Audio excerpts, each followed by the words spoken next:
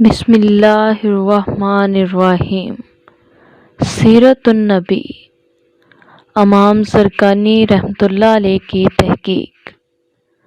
حضرت عائشہ صدیقہ رضی اللہ تعالیٰ عنہ سے روایت ہے، نبی کریم صلی اللہ علیہ وآلہ وسلم مقام ہجون پر سخت پریشان و مغموم حالت میں اترے، پھر جب تک اللہ نے چاہا وہاں ٹھہرے، پھر خوشی خوشی واپس تشریف لائے۔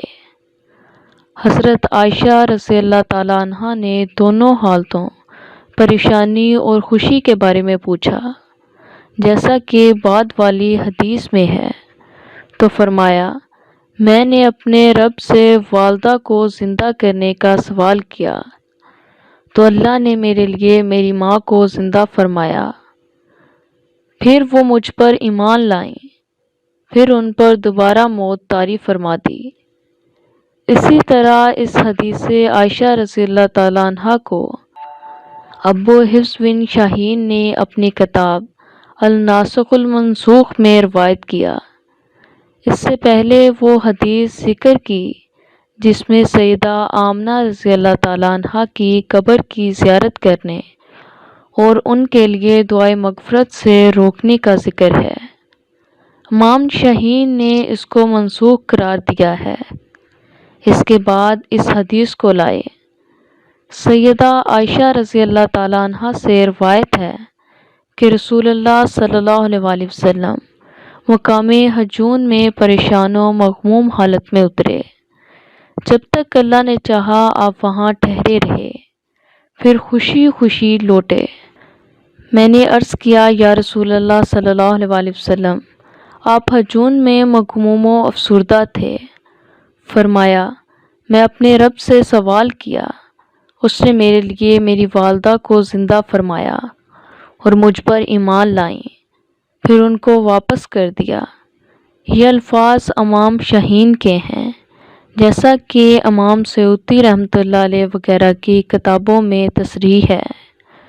یوں ہی حدیث عائشہ رضی اللہ تعالیٰ عنہ سے حضور صلی اللہ علیہ وآلہ وسلم کے والدین کا ایک ساتھ زندہ ہونا بیان کیا گیا ہے، یہاں تک کہ وہ دونوں حضور صلی اللہ علیہ وآلہ وسلم پر ایمان لائے۔ اس روایت کو الروض الناف میں امام سہیلی رحمۃ اللہ علیہ نے بیان کیا ہے۔ امام سہیلی رحمۃ اللہ علیہ نے فرمایا کہ حضرت عائشہ رضی اللہ تعالیٰ عنہ سے روایت ہے کہ آپ صلی اللہ علیہ وآلہ وسلم نے اللہ تعالیٰ سے اپنے والدین کو زندہ کرنے کی دعا فرمائی، پس اللہ تعالیٰ نے ان کو زندہ فرمایا، وہ دونوں آپ پر ایمان لائے، پھر ان کو وفات دے دی۔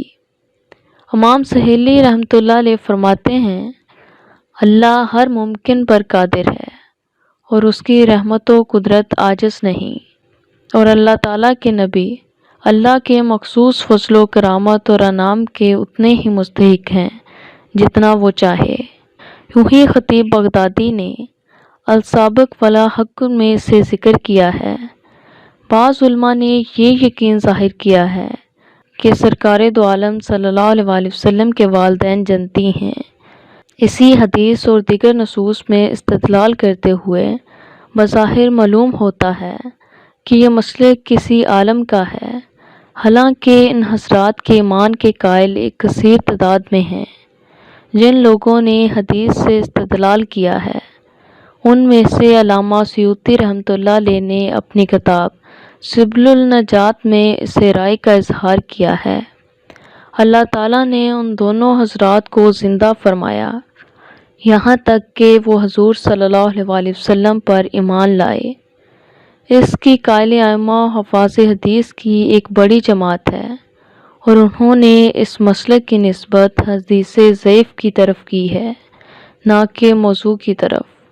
چنانچہ اس حدیث کے ضعیف ہونے کے باوجود انہوں نے اس کے مطابق عقیدہ و عمل رکھنے کو صحیح قرار دیا ہے، کیونکہ وہ مناقب سے متعلق ہے، پس ان کا قول بھی سیوطی رحمۃ اللہ علیہ کے قول کی طرف رجوع کرتا ہے۔ الطلمسانی نے اپنی حواشی سے لکھا ہے، حضور صلی اللہ علیہ وآلہ وسلم کی والدہ کا اسلام سند صحیح سے مروی ہے، اور والد محترم کا اسلام بھی ثابت ہے، اور حضور صلی اللہ علیہ وآلہ وسلم کی تعظیم و تکریم کے اظہار کے طور پر اللہ تعالیٰ نے ان دونوں کو وفات کے بعد زندہ کیا، یہاں تک کہ دونوں اسلام لائے۔ شکریہ۔